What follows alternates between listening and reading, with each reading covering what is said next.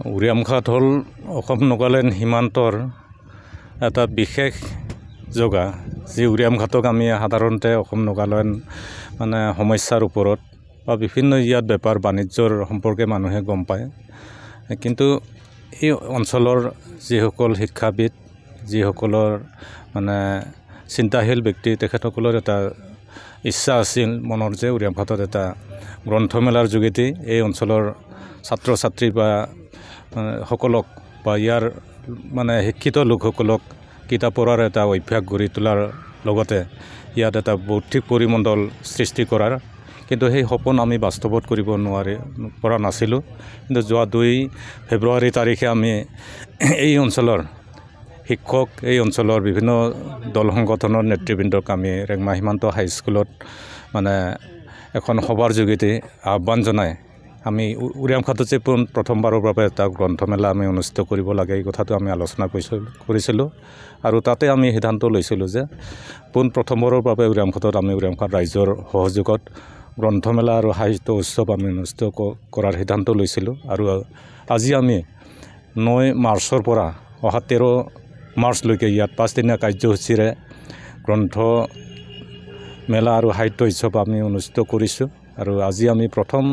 দিনত পতাকা উত্তোলন মুখ্যদ্বাৰ উন্মোচনকে আদি কৰি বিভিন্ন কাৰ্যসূচী লৈ আমি আৰম্ভ কৰিছোঁ আবেলিও আমি ইয়াৰ আজি শুভ উদ্বোধনী মুকলি সভা আমি অনুষ্ঠিত কৰিম আৰু পৰৱৰ্তী দিনবিলাকতো তেনেকৈ মানে উৰিয়ামঘাট সাহিত্য সভাৰ উদ্যোগত আলোচনা চক্ৰ উৰিয়ামঘাট সীমান্ত ছাত্ৰ সন্থাৰ উদ্যোগত কবিতা আবৃত্তিৰ প্ৰতিযোগিতা আমাৰ টাই আহোম ছাত্ৰ সন্থাৰ উদ্যোগত চুকাফাৰ ওপৰত আলোচনা তেনেকৈ নিখিল বড়ো ছাত্ৰ সন্থাৰ উৰিয়ামঘাট আৰু নামবৰ আঞ্চলিক সমিতিৰ উদ্যোগত বডোফা উপেন্দ্ৰনাথ ব্ৰহ্মৰ জীৱনৰ ওপৰত আলোচনাকে আদি কৰি আমি শেষত অসম সাহিত্য সভাৰ মাননীয় সভাপতি ডক্টৰ বসন্ত গোস্বামী ছাৰক মুখ্য অতিথি হিচাপে আৰু সৰুপথাৰ সমষ্টিৰ মাননীয় বিধায়ক বিশ্বজিৎ ফুকনকে আদি কৰি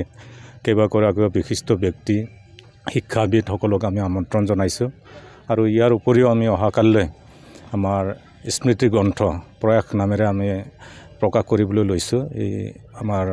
কাৰ্যসূচী যাতে চিৰযুগমীয়া হৈ থাকে তাৰ কাৰণে গতিকে অহাকালি আমাৰ সৰুপথাৰ মহাবিদ্যালয়ৰ অধ্যক্ষা ডক্টৰ প্ৰাপ্তি বাইদেৱে উন্মোচন কৰিব গতিকে আমি আশা কৰিছোঁ আজিও যথেষ্টখিনি ছাত্ৰ ছাত্ৰী অহা আমি দেখিবলৈ পাইছোঁ আমি ভাবোঁ আজি যিহেতু প্ৰথম দিন অহাকালিৰ পৰা এই অঞ্চলৰ ছাত্ৰ ছাত্ৰী হওক শিক্ষকসকলে হওক বিভিন্ন শিক্ষাৰ লগত জড়িত গ্ৰন্থৰ লগত জড়িত ব্যক্তিসকলে যদি আহে আৰু আমাৰ বিপণীসমূহ শিৱসাগৰ যোৰহাট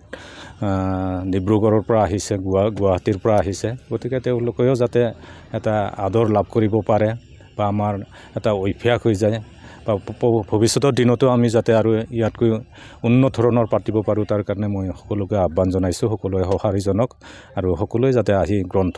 অন্ততঃ এখন হ'লেও কিনিবলৈ যত্ন কৰে তাৰ বাবে মই আহ্বান জনালোঁ উৰিয়ামঘাটত যি প্ৰথমবাৰৰ বাবে গ্ৰন্থ মহোৎসৱ অনুষ্ঠিত হ'বলৈ গৈছে তাৰ প্ৰাংগণত সকলো ৰাইজ সমবেত হৈছে মোৰ লগত আছে বিশিষ্ট সাহিত্যিক আমাৰ এই অঞ্চলৰে মহেশ বসুমতাৰী ডাঙৰীয়া আৰু এই অনুষ্ঠানৰ লগত ওতঃপ্ৰোতভাৱে জড়িত বড়ো কছাৰী সাহিত্য সাহিত্য পৰিষদৰ কাৰ্যবাহী সদস্য আমাৰ প্ৰদীপ স্বৰ্গীয় ডাঙৰীয়া আচলতে আমি খুব ভাল পাইছোঁ ইয়াত অনুষ্ঠানটা প্ৰথমবাৰৰ বাবে এনেদৰে হ'বলৈ গৈ আছে আৰু গ্ৰন্থ আন্দোলনৰ যি গুৰুত্ব আচলতে সেই অনুভৱ কৰি এই কাম হাতত লোৱা হৈছে আৰু নতুন প্ৰজন্মই গ্ৰন্থ আন্দোলনৰ বা গ্ৰন্থৰ মহত্বতা যিহেতু বুজি পাব বুলি উপলব্ধি কৰিব বুলি এই অঞ্চলৰ ৰাইজ সমবেত হৈছে আৰু অনাগত দিনতো এই কাৰ্য অব্যাহত থাকিব বুলি আমি আশাবাদী ইয়াত বিপণীসমূহ বিভিন্ন ঠাইৰ পৰা আহিছে তেওঁলোকে নিজৰ কিতাপেৰে জনগণলৈ সেৱা আগবঢ়াব বিচাৰিছে আৰু আমিও ৰাইজৰ সক্ৰিয় সহযোগ ইয়াত কামনা কৰিছোঁ ধন্যবাদ